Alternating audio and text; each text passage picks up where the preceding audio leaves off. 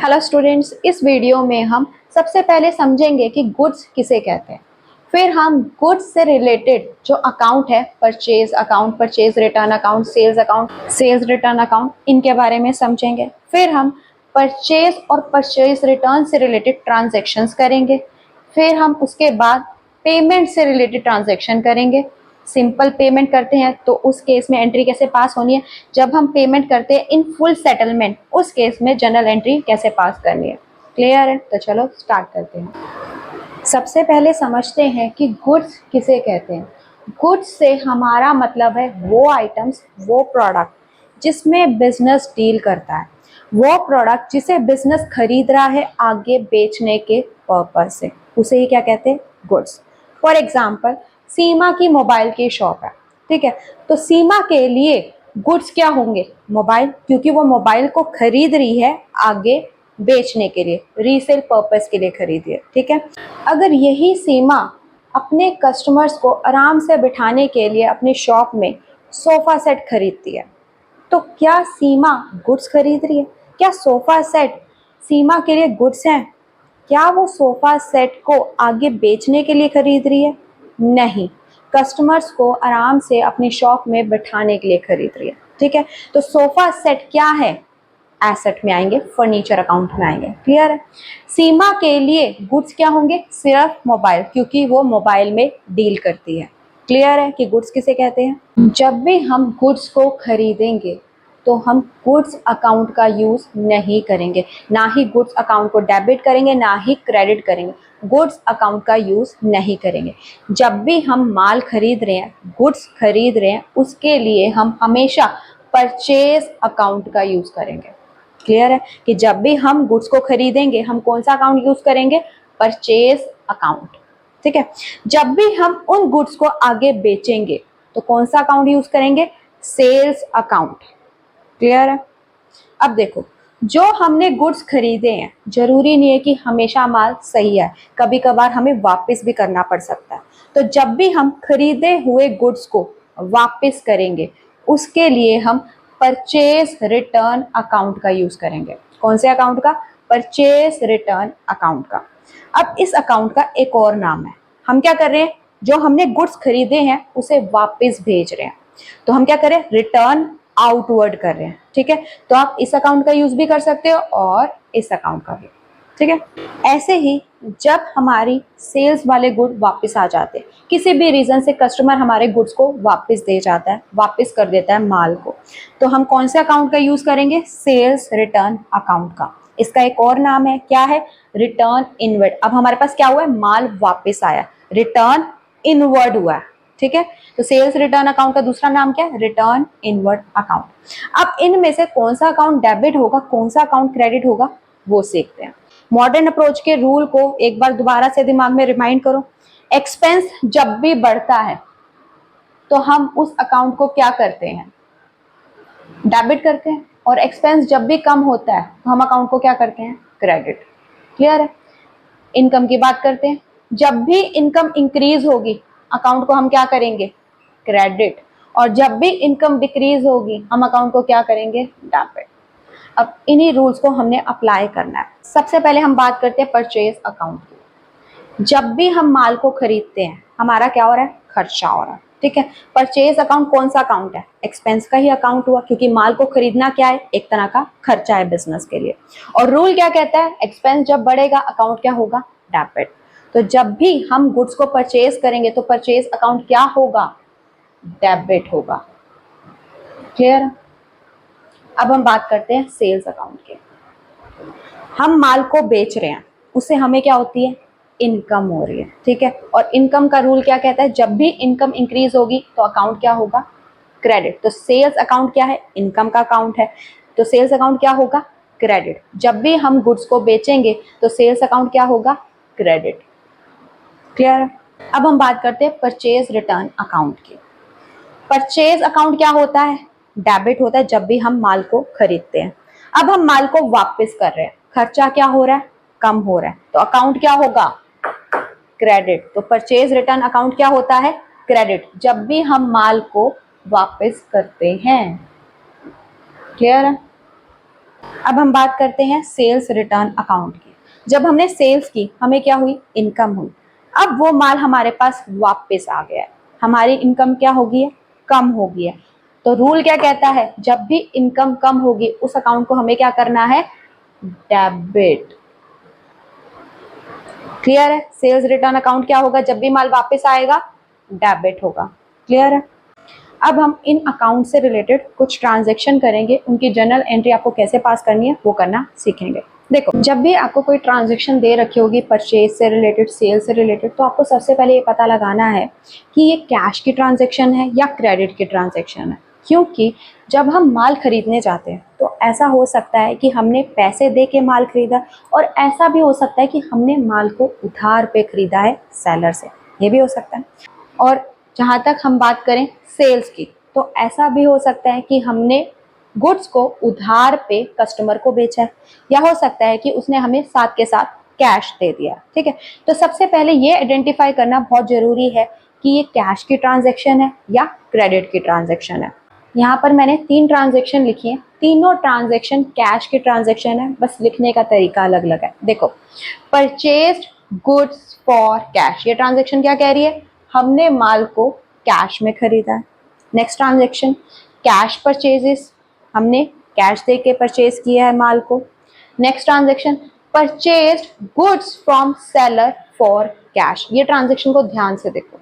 कई बार क्या होगा, आपको सेलर का नाम भी दिया गया होगा, कोई भी सेलर हो सकता है, कोई भी नाम आपको दिया जा सकता है, बट इस ट्रांजैक्शन को बिल्कुल ध्यान से देखो। तो ये ट्रांजैक्शन क्या कह रही है?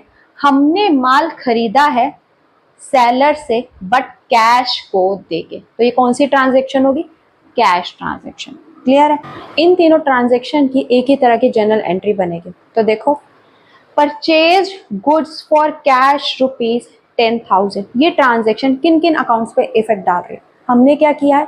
गुड्स को खरीदा है, माल खरीदा है, तो उसके लिए हम कौन से अकाउंट का यूज करते हैं? परचेज अकाउंट का। क्लियर है? और कौन सा अकाउंट इफेक्ट हो रहा है इस ट्रांजैक्शन में? हमने गुड्स खरीदे हैं, उसके बदले में क्या दिया है? कैश दिया है, तो कौन सा अकाउंट इफेक्ट हो रहा है? दूसरा, cash account.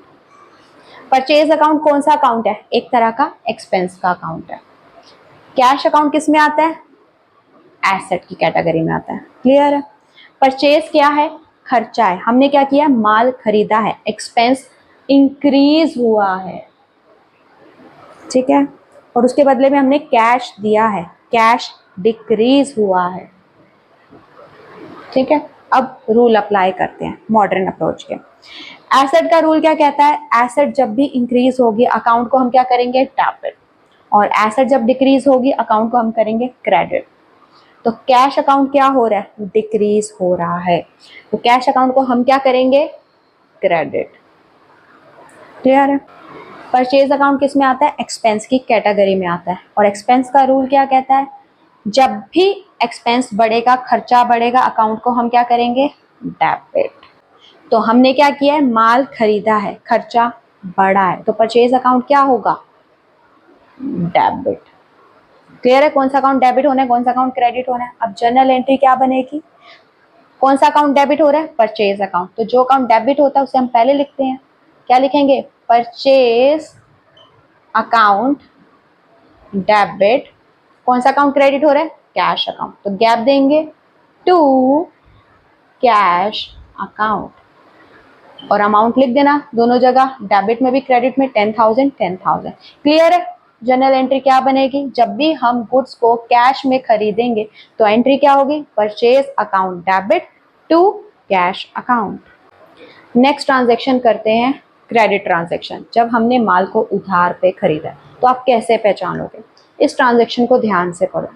Purchased goods from सीमा ₹10,000, इस ट्रांजैक्शन में हमें सिर्फ सेलर का नाम दे रखा है और ये दे रखा है कि हमने सीमा से माल को खरीदा है, ना तो कैश से रिलेटेड कोई इंफॉर्मेशन है, ना ही क्रेडिट वर्ड लिखा गया है। जब भी आपको ऐसी कोई ट्रांजैक्शन दे रखी हो जिसमें ना तो कैश वर्ड लिखा हो ना ही क्रेडिट वर्ड लिखा हो, सिर्फ सेलर का नाम दिया गया हो, तो वो कौन सी ट्रांजैक्शन है? क्रेडिट की ट्रांजैक्शन है।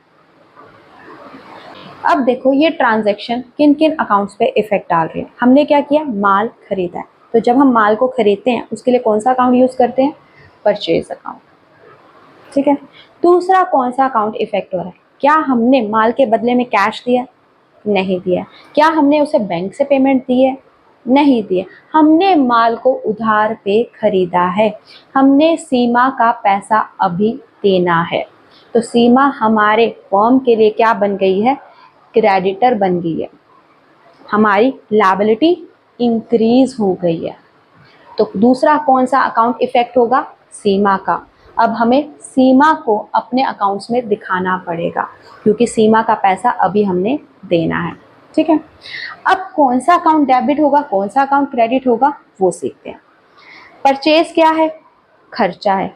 खर्चा बढ़ रहा है तो एक्सपेंस का रूल क्या कहता है? जब भी खर्चा बढ़ेगा तो अकाउंट क्या होगा? डेबिट। तो परचेज अकाउंट क्या होगा? डेबिट।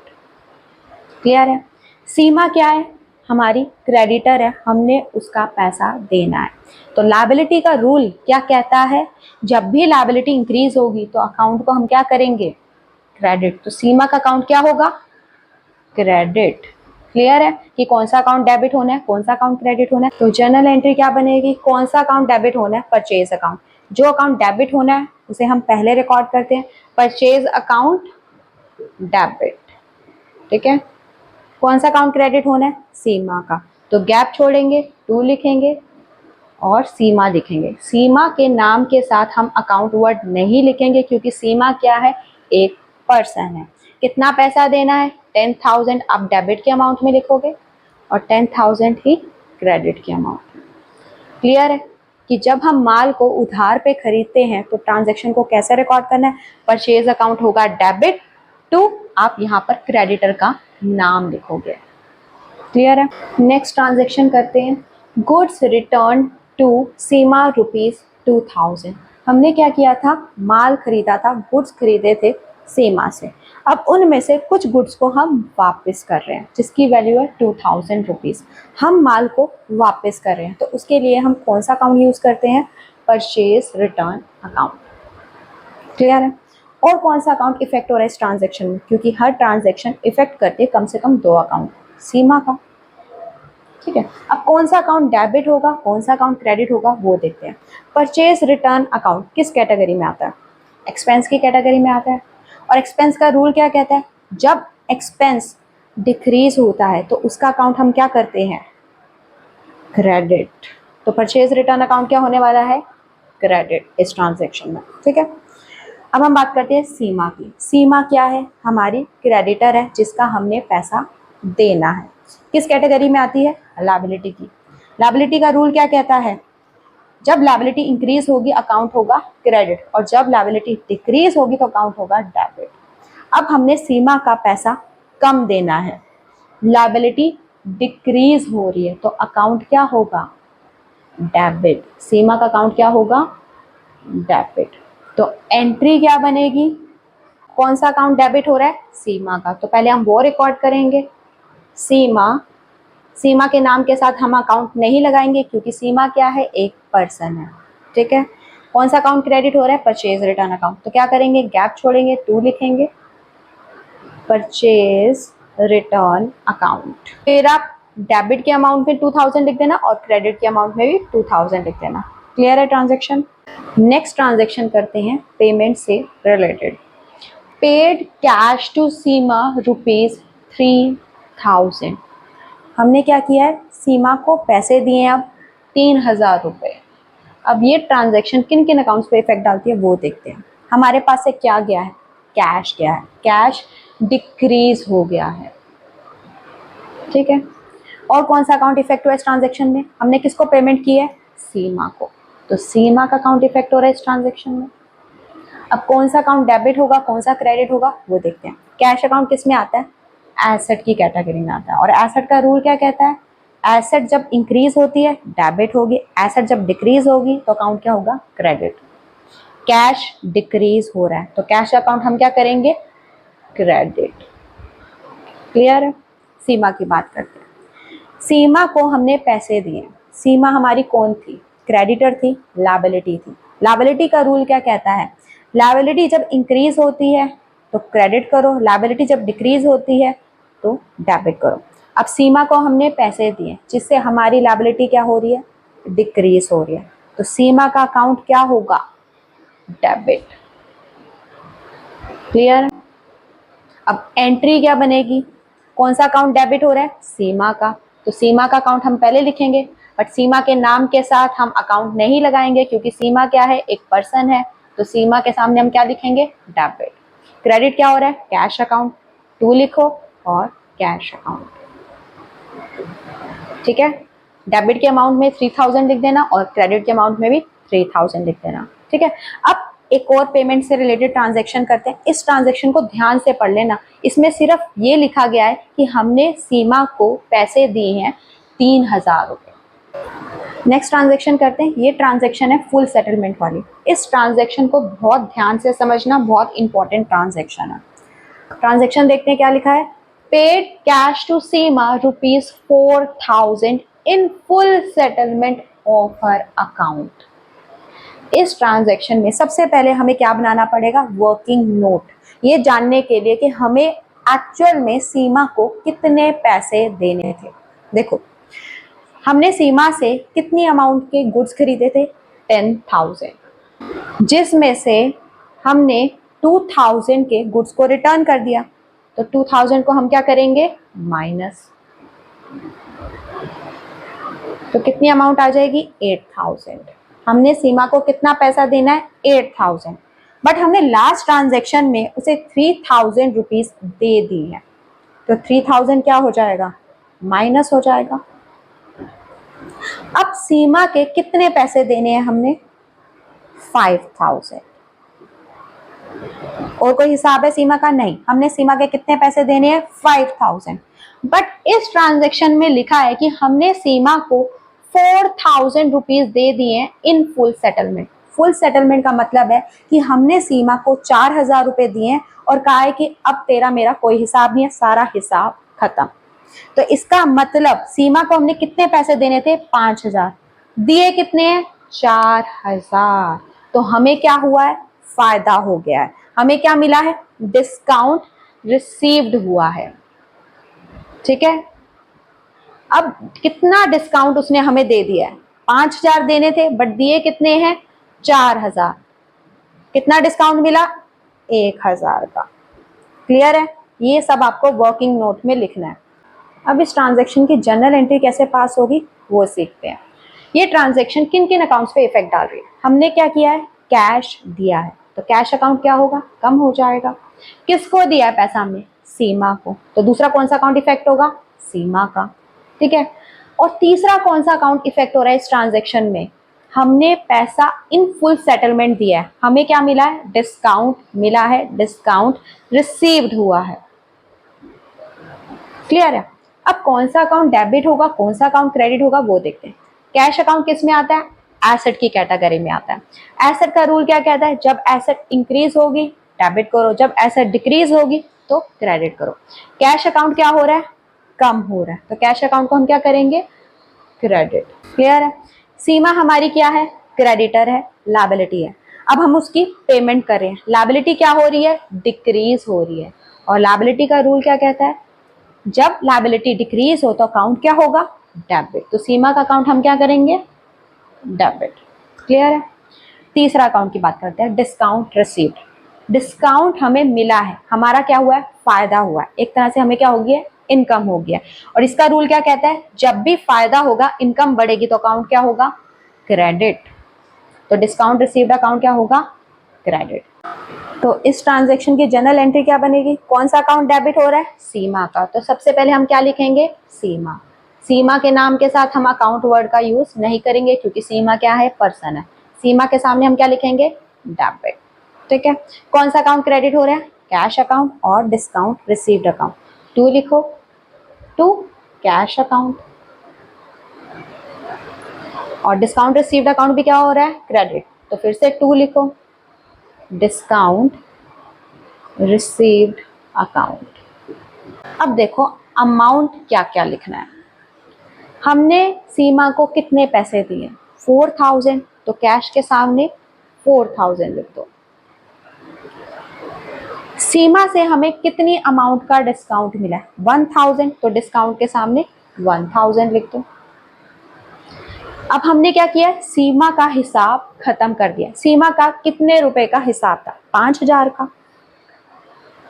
तो पूरी लायबिलिटी हमने खत्म कर दी है। ठीक है, देखो कोई भी ट्रांजैक्शन होगी ना, उसकी डेबिट की अमाउंट और क्रेडिट की अमाउंट हमेशा बराबर आएगी। देखो इस ट्रांजैक्शन में सीमा डेबिट हो रही है, कितनी अमाउंट से? 5000 से। कैश अकाउंट और डिस्काउंट रिसीव्ड अकाउंट क्रेडिट हो रहे हैं, दोनों की अमाउंट कुल मिला के कितनी है? 5000 ही है। क्लियर है? आई होप आपको ये वीडियो पसंद आई होगी। अगर आपको वीडियो पसंद आई है तो please like, subscribe and share जरूर करना। Thank you.